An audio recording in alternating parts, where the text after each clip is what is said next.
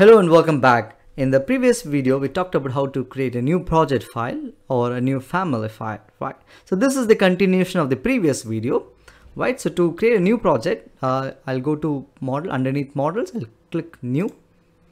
That will ask me a very important thing called the templates. Like I'm gonna use a specific template which is inbuilt in the system, or I'm gonna use my own template which I've created earlier. So in this case, let's explain that. Supposing I'm pretty much interested in creating a construction template, but I take the standard imperial templates, but that is not I was really intended. I generally work with SI units, so this will not be a good option. But anyway, when I click OK with the imperial construction templates and projects, that will create me imperial construction template, right? But the problem is that I'm pretty much comfortable in working with SI units, but I'm not pretty sure. I've just loaded and I have a confusion like what will be the units, default units, right?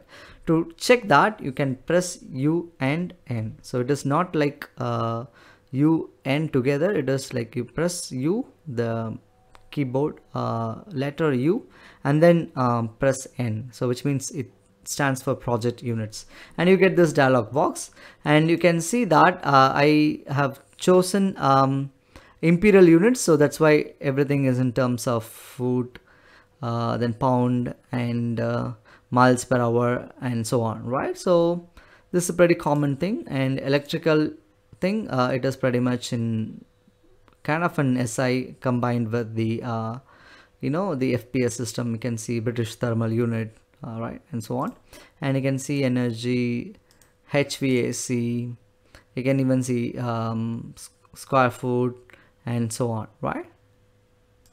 But this is not I really wanted. I am pretty much interested in construction template, but you can still suppose you have drawn a particular diagram in this, and later on you find out that you have drawn in the wrong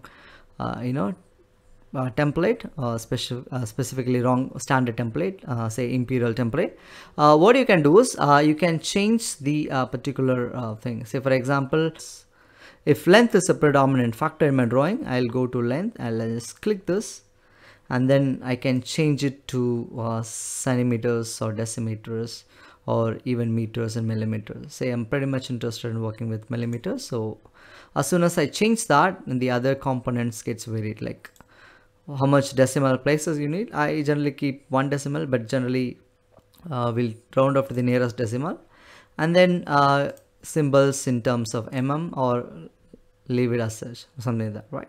So I'm gonna cancel it for a moment, but this is just an alteration to your mistake. But always choose your templates or standard templates perfectly. So that's a piece of advice. I hope you really enjoyed this video. Have a great day. Bye bye.